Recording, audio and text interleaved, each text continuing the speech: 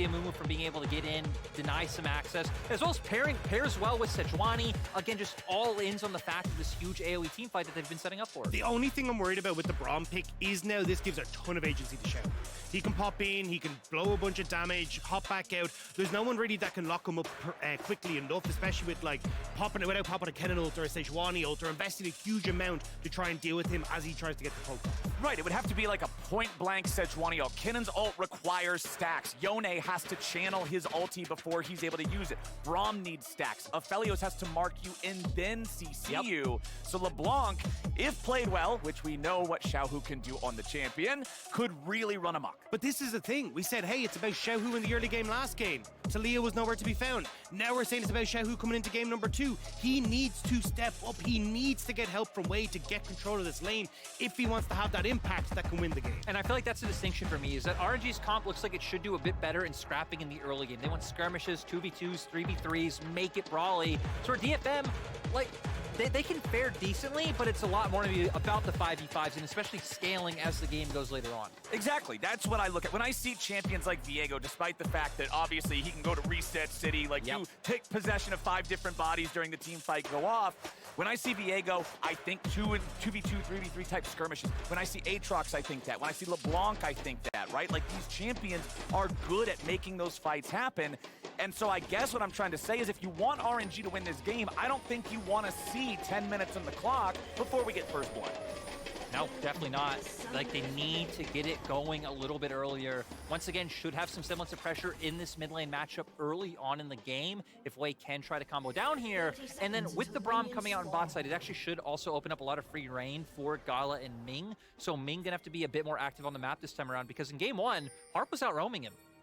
And that was one of the big things that was kind of the talking point, right? Was RNG, hey, look, we said push in mid, maybe they can lean bot, but Wei almost tried to shortcut his way into bot side, didn't help out in mid, couldn't get Xiaohu's help. Steel did a really good job of reading these plays from RNG early and kind of bypassing some of the struggles that DFM had. And DFM kind of knew, hey, look, if we end up getting these small leads against the last composition, we will win.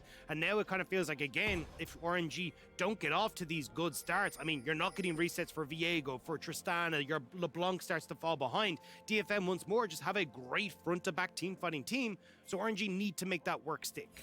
Xiaohu also having the Ignite on LeBlanc. Remember last time with Talia, he took the cleanse. He's not taking the teleport here on the mid laners, so they aren't having that extra macro power later on in the game, but it does give him more individual capability to find those kills and get that ball rolling, and I like that, and I want to see RNG playing around that and enabling him. Both junglers are starting on their blue buffs this time around. You can actually see wards from both teams on the red buff of DFM, keeping track of that one, making sure that nobody's there. And so we're going to see junglers pathing opposite sides this second game. And I feel like for Steel, it's very similar to game 1, where you expect to see him a lot mid, especially with the melee mid laner coming out. We're getting a ton of trading going on that I didn't expect at level 1. Yeah. Xiaohu already having to blow the Ignite. Xiaohu using the Ignite there kind of reminds me of back in the day when we had old runes and masteries and you just randomly ignite the guy level 1 for 5 AD. Feels good, but not so good for Yaharong here, as he is not level 2 at the same time as Xiaohu, which means Xiaohu can zone him away from this wave, really keep him far back as he tries to regenerate that HP. And Wei's the one who's actually going to benefit from this. Look where he is on the map. He's starting to get that invade in towards the top side here. Actually going to stick around in mid, see if he can punish Yaharong as he tries to push up, but had the opportunity to steal away those camps. Waves coming in, right through the smoke, goes for the stun, finds it. Nicely done there. Yaharong down to below 200 HP, no potions left in inventory. He's got to go home. And there might not be a kill, but look at the CS in mid lane right now. Yaharong will be able to get back because he's a TP, so should be able to get a lot of that under his belt, but still, the fact that they've been able to assert this much pressure in mid early on, when we set that up as the win condition, is quite nice. And Steel gonna try and find something off the back of seeing away in the mid lane, but really no opportunities with Gala and Ming's wave getting pushed in. I will say the big winner here, though, is Heavy in that top side. He's doing a great job of finding these early wins in the trades and kind of pushing Breeze back underneath tower. So nicely done at least from Evie once more to get control over this matchup in the top side. Wei, though, will force steal away from this bot side scuttle, and RNG once more, like we saw in game 1, getting control early on this bottom side. Exactly. Despite the fact that DFM had the push in bottom lane, it was Xiaohu able to rotate to that crab where Yaharong just had so many minions underneath the turret. You can't afford to give all those up, so that meant having to back away there for steal, but he is now able to get himself back on the other side of the map. He'll secure the Scuttle Crab up there. He's a little bit behind Viego in tempo, but that's what you would expect for this Sejuani versus Viego matchup. Evie still controlling that top side like you were talking about, taking advantage of the cannon range and the power nice and early, but now that Yaharong's teleport is down, I'm interested to see what more RNG is going to try to do here. Yaharong just trying to get this wave shoved out and crash into the turret. Yeah, the problem is DFM, I feel like very conscious of that, as we can see Steel even just hovering around mid right now, making sure that Yaharong can get that wave in no problem, and that Wei doesn't have an answer play in mid, but Wei actually going to be looking towards his bot side. Oh boy, he's ready to go. Harp's going to have to back up here a little bit, tries to dash back to his ally, but he only dashes a little bit. It won't be enough. Flash or not, first blood over to Gala. Ming held so long onto that bandage toss, waited for the flash to come out from Harp so he could follow up with that second attempt and manages to get the kills. RNG getting off the bat early here. And being able to take a summoner spell, so gonna be able to set up for a repeat play down in the spot side. Wave gets pushed in as well, so maybe you could try and answer back on a bounce back. And we're 5 minutes in, and we've already had a lot of solid ganks coming out from RNG. And Dagda, we were talking about this a little bit before we came live, that RNG are not really the team from the LPL to tilt. Yeah, they really aren't. They are very good at kind of resetting themselves. That's why they were able to bring it back in that best of 5 against LNG after going 2-0 down to find themselves at the World Championship. But, I mean, this was just great. And again, it kind of, I feel like, caught DFM off guard. Because if you actually look at the pattern the way he had, he just stuck around, waited for the second respawn in his camps on bot side, took them, and then went for bot lane plays instead of actually resetting and going back to his top side like we'd kind of seen from Steel. So I don't think DFM were really prepared for Wei to be there with the route that he'd gone. Well, Harp's going to show up in mid lane now, just going to walk through here, help Yaharong make sure that this wave is able to get shoved up. Xiaohu can't do a whole lot about it, so he'll just have to fall back here to LeBlanc.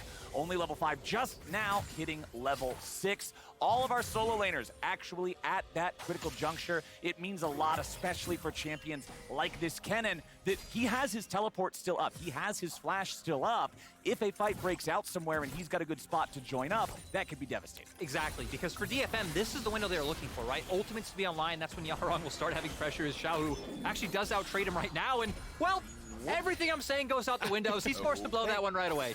Yeah, and just really nice job from Xiaohu, right? Lands the double chains, and because you're not exactly sure where RNG are on the map, they decide to end up using Yaharong's ultimate to get him to safety. But at least it should be back up for things like the Rift Herald that's in a minute and a half time, because that's where I'm really curious to see what RNG's game plan is going to be. It feels like with Evie having ult, Yaharong having ult, Steel as well, like that's a lot of CC on that top side. And even though we were talking earlier about the skirmish potential for RNG, like it's matched quite heavily by DFM, so there is a world where RNG just go, we're going to lean bot, we're going to look to try and use that Tristana to take turret plates and just give Rift Herald across. Right, because they have many options, especially with how Xiaohu's been able to find himself in a pretty solid place in mid, because LeBlanc, an excellent champion, if they were the team on Rift Herald first, with the control they have in side lanes, can just pop over the wall, start poking people out, try to burn summoner spells and not allow DFM to enter, but their composition definitely giving them a lot to work with at this point in time.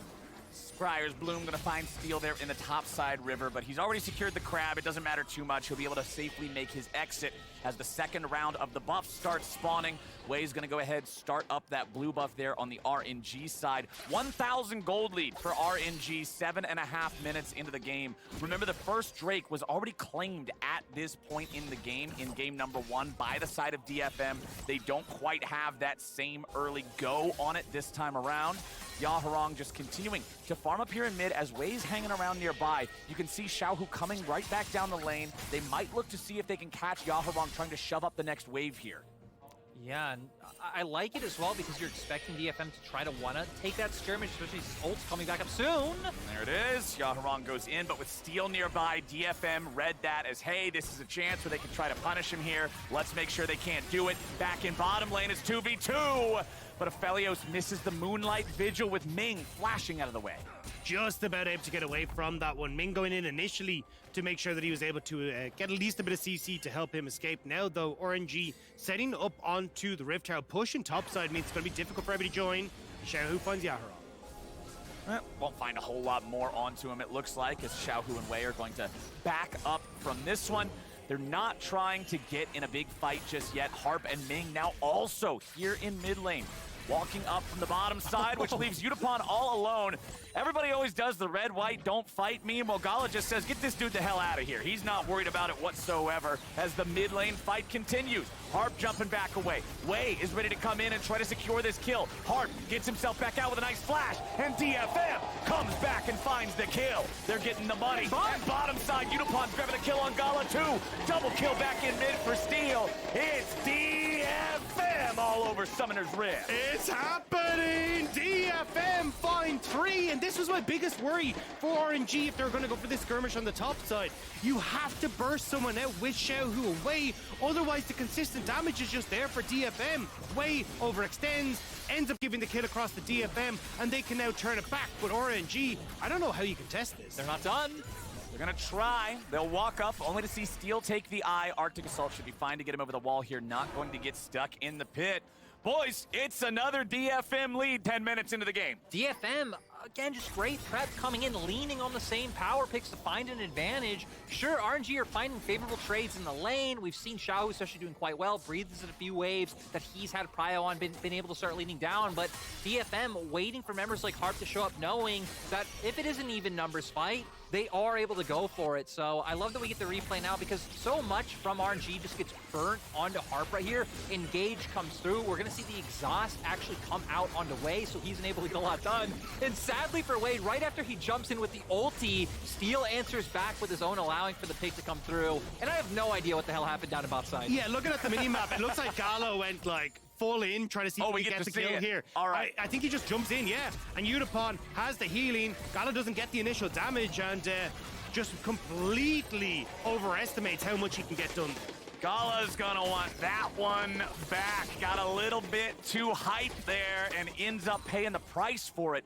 DFM feeling good now. Sunfire Aegis completed on the Sejuani. This is one of those champions that sometimes we see players go for the Bomby Cinder into Warmog's build, but he's 2-0. If he completes the Aegis, he stays ahead of the curve. He's much more of a threat here in the fights. I'm liking this. And he still has that Rift Shroud in the back pocket as well, so he can even add more into his bank account.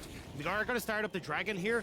RNG are in position. I think if DFM are able to get this Dragon and lean mid, they can immediately turn down the Rift Shroud because everyone on RNG's bot side.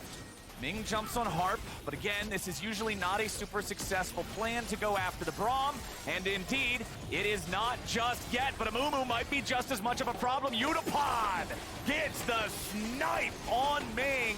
How many times you gonna jump on Braum before you learn you can't be jumping on Braum? DFM doing a great job of punishing the RNG mistakes. Like, Xiaohu was walking back mid from base. 4 members of DFM there. Their bot lane very easily able to rotate.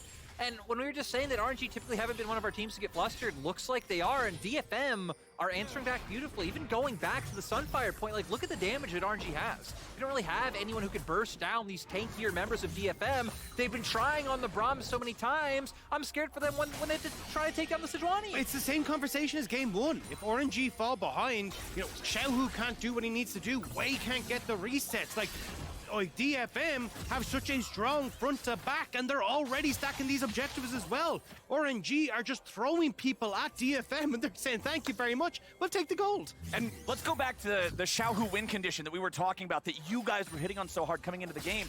Remember that you're up against Yone, and this is not the old school, like Immortal Shield Bow, Infinity Edge, like Pure Crate Yone. This is the Bork, Sunfire, like modern Bruiser build. It's hard to assassinate him if you're LeBlanc, if he's able to get going and he's able to be ahead of you.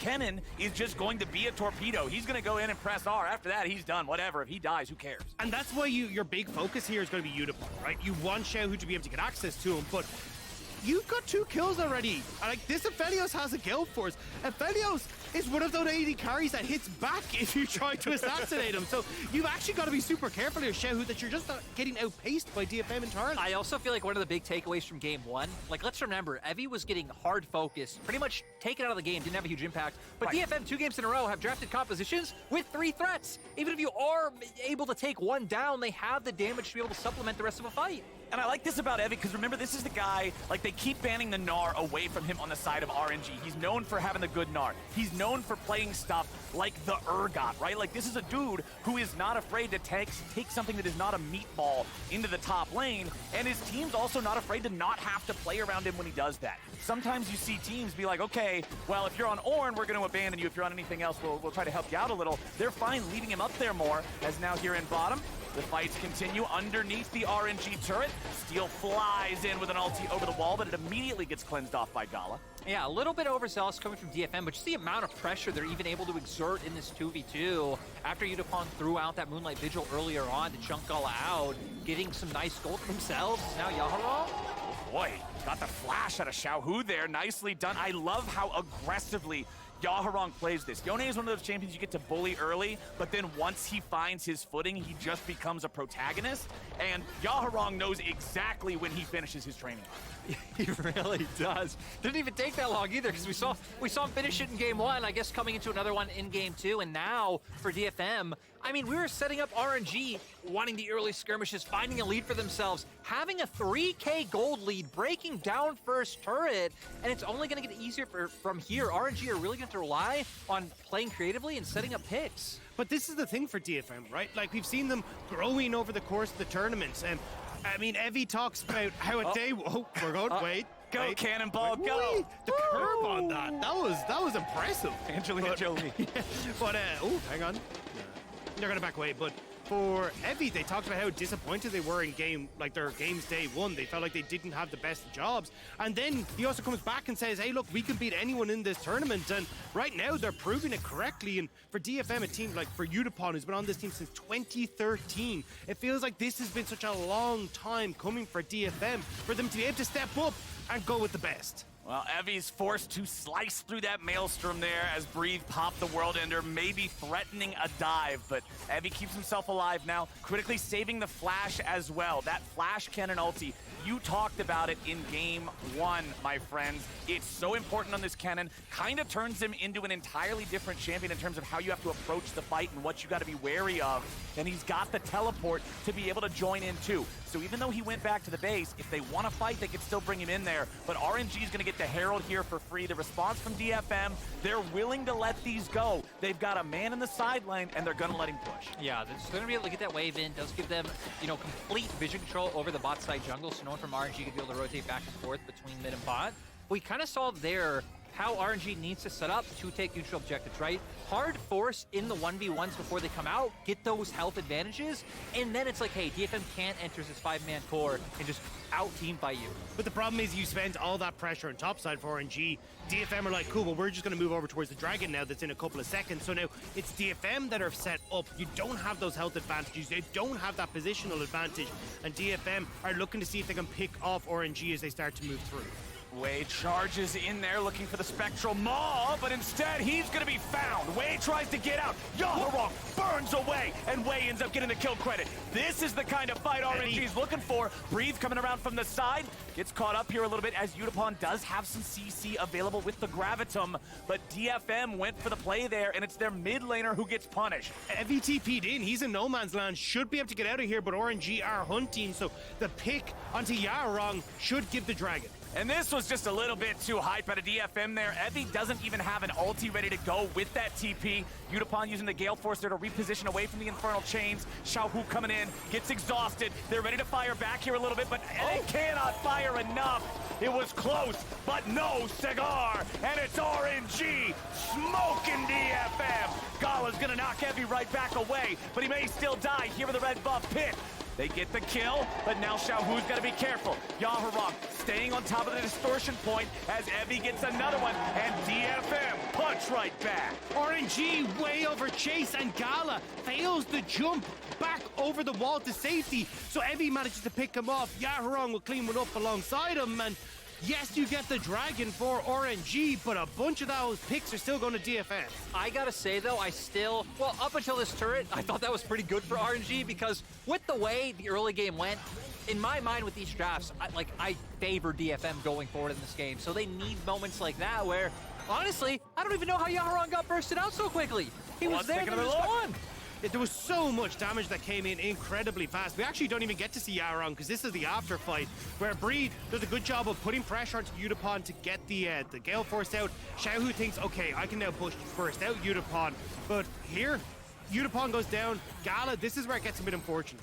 Gets the reset here, goes, okay, cool, I've got help from Xiaohu. Kills Harp, but watch, fails to jump over the wall, and we're back in. We don't even have time to finish the replays. Steel's trying to get away. Ming's here on the front line. Buys time with a stopwatch. Nicely done. He will not be finished off. Stopwatch flash keeps the RNG support alive. They're trying to invest everything into the mid lane because look at the bot side. Yarong has this push. They know they don't really have anyone that can go against Yarong right now. So Yarong once more, this side lane threat is becoming too big of a threat for RNG to handle. Yeah, and they're trying to make up for it in the top side with what Breathe is able to get done. I mean, has a bit of a CS lead for himself with those kills, or maybe kind of equalizing it as well. Again, just the threat of the ultimate is so much to dissuade anything from RG with that play forcing out Xiaohu's flash. Breathe is up here in the brushes, but DFM are lurking nearby. Breathe is going to go after Evie here. Slicing Maelstrom comes back out. Harp goes over the wall. Steel goes over the wall. Breathe's trying to run away, but that's a whole lot of ice. Breathe is stunned up. Evie's the only one who actually deals damage out of these three, though, and he is popped. He is dropped, and Breathe is getting away clean and easy. And that's exactly what RNG needed. That play looked so good for DFM for me because we saw RNG actually make the play up towards top side first, which allowed DFM to push in mid. Then when RNG went back to mid, it gave them a window, but who cares about windows because RNG want the Baron. RNG are gonna kick in the doors. They're on to the big purple worm as Udapon goes after Xiaohu, but with Udapon down, this is tragedy for DFM. RNG are ready to rock and roll. Yaharong over the wall won't matter. They secure it with Wei's Smite, and RNG are finally in control. And it's been a long time coming. RNG were struggling so hard to get any foothold in this game, but finally to get the pick onto Evie. Xiaohu acquires his targeting Udapon, and they can get the Baron for themselves as well. This now gives them so big of an opportunity to get some of this standing going. It's so weird that RNG feel like the scrappy underdog who are having to find these weird oversteps from DFM to be able to win a game. It's where DFM have felt like the more controlled team. Even in this game, even with them losing a Baron on the side of RNG. But still, at least now this Baron should be enough for them to start cementing themselves. We've seen Breathe has done a great job of just keeping pressure in that 1v1 in top side. So DFM constantly gonna have to think of sending multiple members to go and answer up in that lane. And we're gonna probably see them keep doing what they're doing, using this Xiaohu Ming squad to find picks elsewhere if Udapon ever oversteps. Yeah, and that's why I think they'll just end up plunking Gala in the mid lane here. At this stage, Gala has good wave clear. He's getting good range as he hits the level 12 as well. He can start to chip away at these turrets and make it very difficult for Udapon to solo hold on to these turrets, which then opens up the opportunity for, as you see, Xiaohu moving bot side, Breed to go into top lane. And you have to overcommit as DFM to one of these lanes to save it. And it looks like top side is going to be the one they go for, as Yarong was hovering, considering going for Breed there. DFM are on damage control for the next 90 seconds with the Baron in RNG's pocket. That bottom lane tier 2 turret, it's already down to 1/3 HP. Xiaohu can take care of this one very easily. If Yaharong goes anywhere near him, Wei is just waiting in the shadows over the wall there, ready to follow that mid laner, ready to keep him protected and keep this momentum going. Tier 1 turret still standing after 22 minutes of gameplay. You know that RNG would like to be able to knock this one down, but DFM still holds the line for now. Drake spawning in about 10 seconds, and RNG have taken control of the bottom river. And this is why coming in, we thought RNG would be one of our better teams in the mid game because they don't over-aggress too much for things. We see them just know, hey, we're gonna get this vision between mid and bot, play for the Drake and start to stack these up and have a bit of a win condition for themselves. You can see them constantly just keeping Yaharong locked in that lane. They know Breed doesn't need to be in top side right now. He can just beam Fog of War hovering back and forth, and that's enough to dissuade DFM from from looking for any sort of play. Yeah, I like that DFM didn't even consider it, though. They were just like, cool, this is yours. We're outie. We're going to piece off topside. We're going to get the tower for ourselves and commit members up there as well. Especially when you have a jungler like Viego with a Divine Sunderer Blade of the Ruined King build, you know that you don't need to commit more than one man to clear the dragon out in a decent speed. So everybody else on RNG is going to be looking for the plays and looking for the kills. Nice buffer through the Sejuani ulti there from Gala to not actually get caught in any sort of a dangerous position. Wei looks for an opportunity to join up here on the flank, but the play is already over.